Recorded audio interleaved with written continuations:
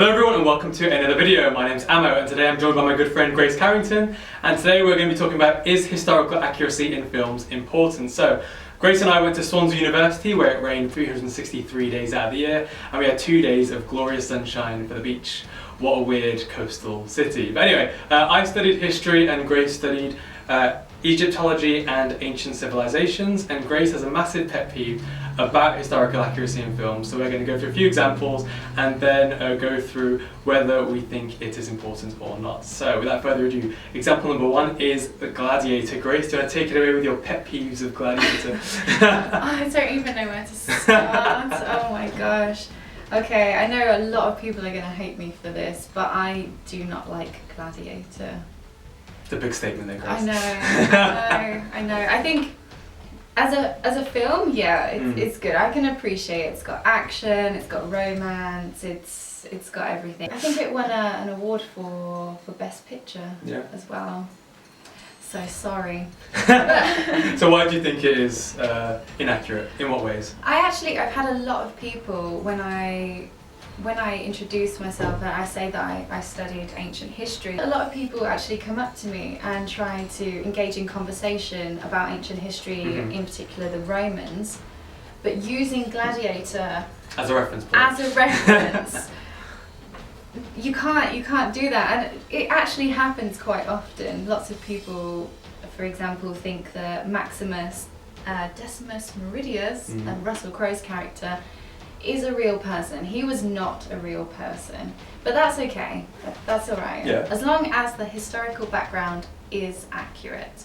Alright, so the first thing that we found is that several historians were brought on as consultants for the film, but one of them actually left when there were some script changes. And Grace, you have a sort of connection to this lever of the film. Yeah, so you go into that a little bit. One of my university professors was actually friends with the historical advisor who left the movie. Apparently a lot of the advice that was given on set was totally ignored.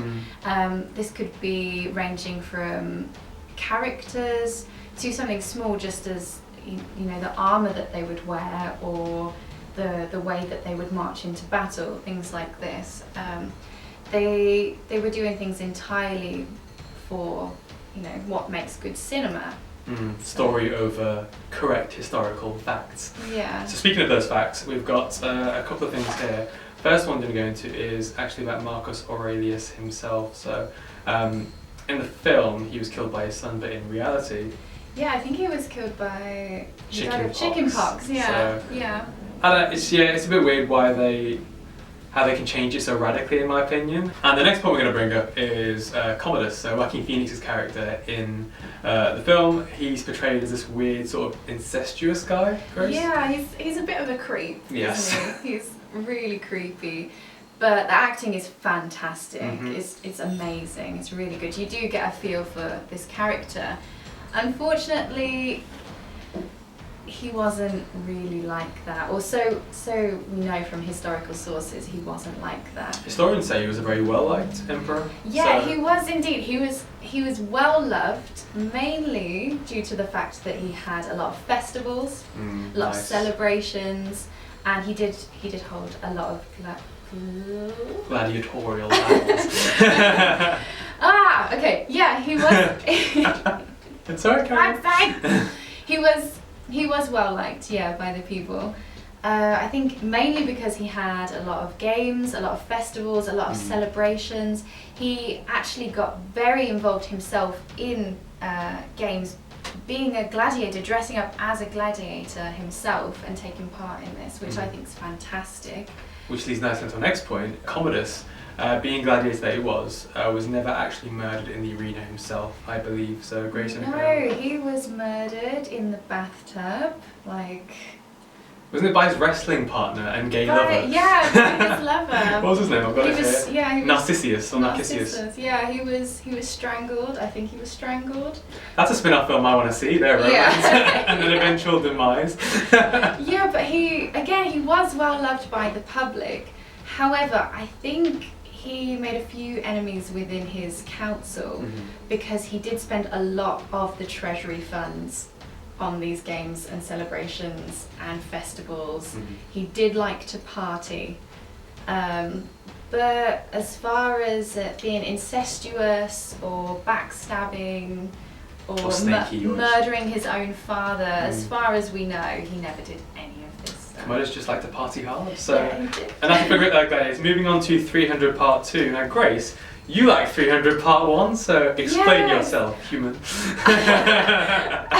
Like when we were talking about this earlier, I couldn't give a valid reason really why I like 301 but not 302. I'm going to try and psychoanalyze myself here. I think so. 301 is very over the top. Yeah. It's based on a comic book by Frank Miller. I think when you watch 300, you know that this is not real. It's very superhero-fied, isn't it? Yeah. As a comic book creator would want in a film. Yeah. Of course, the battle of the Thermopylae, the battle that takes place within the movie, is Real. a real battle. The outcome is different, though. Yeah, a few Spartans go up against the entire Persian army, and they are defeated, but they do manage to slow them down quite a bit. So 300 versus 7,000, I believe, on Xerxes' army. Yeah. And then the whole big dramatisation of the narrow passageway making their numbers not equal shit as what is shown in the parody film. Have you seen that sort of like date movie and scary movie? Yeah. Because they meet the Spartans, it's like, we'll go here where their numbers won't mean shit. But in reality, no, they got their asses handed to them eventually by the 7,000 troops. It did slow them down. Like this battle was very important. Yeah. And as far as their numbers were concerned, they did really well, and this enabled the Greeks to actually get an upper hand in the next few battles. The next point I've got is about the actual clothing of the Spartans. So in reality, the Spartans wore a lot of armour, but in the film, they're wearing these pimp my rided loincloths basically, so you can just see the chiseled abs and chesticles. So I mean, I get why. I mean, it's been a wicked like Halloween costume for people for gym lads for many years now, but not accurate at all. So yeah, they actually wore full-plated armour, I believe. Yeah, so, yeah, they did. Of course inaccurate. They did. Why would you go into battle without armour and just a little cape and some pants? Why would you do that? Chesticles, baby. But it is based on a historical event, and loosely the outcome is the same. It's the details that are terribly wrong. For example, the Persian army and Xerxes, the portrayal of Xerxes. But I think anyone watching this movie would know that this is, or I hope you would know that this is That's the thing. That's going to be one of the points that I bring up at the end, that people will not know, and this is going to be their basis for their historical knowledge. What, 300? Maybe. Yeah, I think so. Like, if people think it's based on historical facts, why wouldn't they believe that it's going to be different? Well, this was my justification for liking 301 because because it is so over the top. I thought, how can anyone believe that this is true? Realistic. But there are some interesting things. For example, the Persians didn't really own slaves. It was against their religion. The Spartans, of course, probably had the most slaves within Greece. Let's make the brown people the bad guys. Again. Yeah, Hollywood. Also, the Spartans were very, very open about their sexuality. They were, by and large, bisexual, homosexual. Because the Persians made a joke about this in the film, but it wasn't really a joke against the Spartans, because the Spartans didn't really give a damn in history. The Spartans made a joke about the Athenians, calling them boy lovers. That was it, yeah. When in fact a lot of Greek civilizations were very open. Yeah, were very open about this. From a very young age as well, which I don't want to get into as Sparta are concerned, but moving on swiftly. The other thing I had was Xerxes himself. Like, he wasn't portrayed correctly. He wasn't a big, bold giant with a deep voice like this. He was completely different, wasn't he? Totally different, of course. Totally different. But why do Hollywood do that? Like, create this hulking, ogreish, deep-voiced giant just for lols? Yeah, he's also quite effeminate as well, isn't he? Yeah. Odd. And on to 300 Part 2, which is Grace's film that she wants to bring up. I'll let you lead on this, Grace. What don't you like about 300 Part 2? I have to say the same things that I said about Gladiator. Mhm. It has a different kind of tone to it. I feel like it is trying to set up to be a real portrayal of history, and it's not. It's also, it goes the other way at the very end as well. So through the whole movie, it sets up to be this historical, accurate portrayal of history, but then right at the very end, it goes above and beyond 301. And what happens at the end? 'Cause I saw the trailer, I was like, I'm not watching this. This looks trash. it's so what happens at the over end? the top. So it's the Battle of Salamis against the very famous female general Artemisia. Artemisia and Themistocles do not have sex for a start. Oh. I'm not sure that they would have even met if Right. they were if they were being generals on their fleets. Yeah. The Athenians were very, very famous for having the best navy in the whole of the Greek Empire. This is because if you look where Athens is on a map, it is right next to the sea, so it's only natural that they would have a very good navy. So the Athenians aren't doing too well in the battle in the movie. Mhm. And then the Spartans come with their absolutely huge navy and save the day. They have horses coming off of their boats. On the boats? Yeah, the Hang horses on. come riding off the boats, jumping onto the enemy's I'm going to put some boats. clips on here because I have no idea what she's on about. Yeah, really, it's terrible. But if you look where Sparta is on a map, Mm.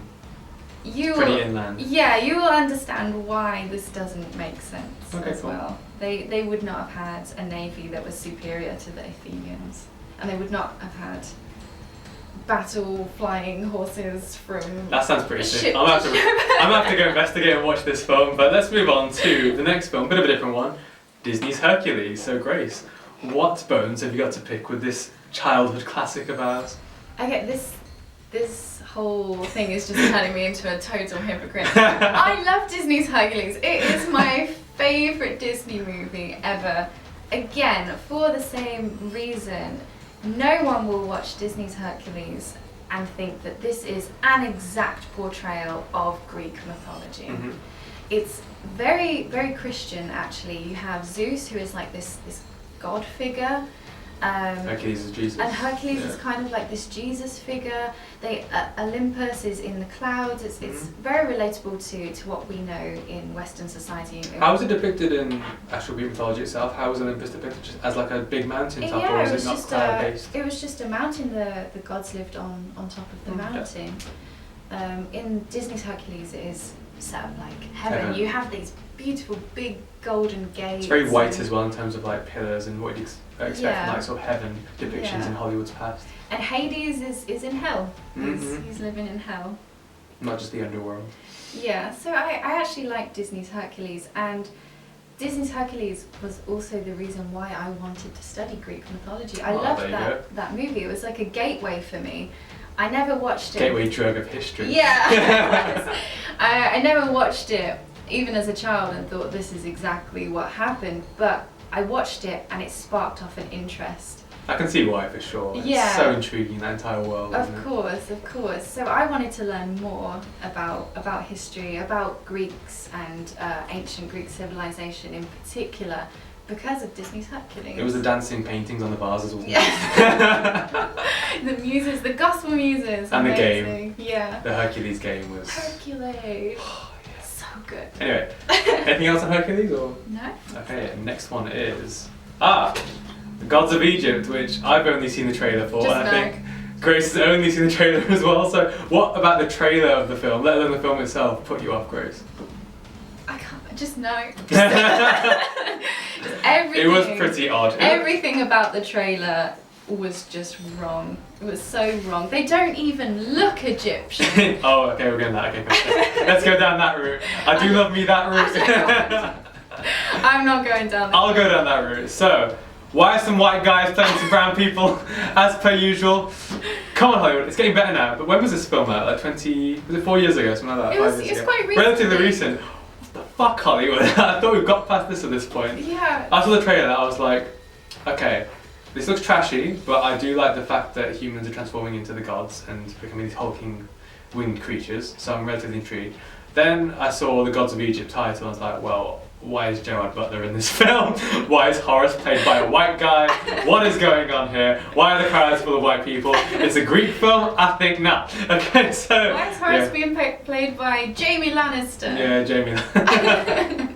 So, yeah, Gods of Egypt, just...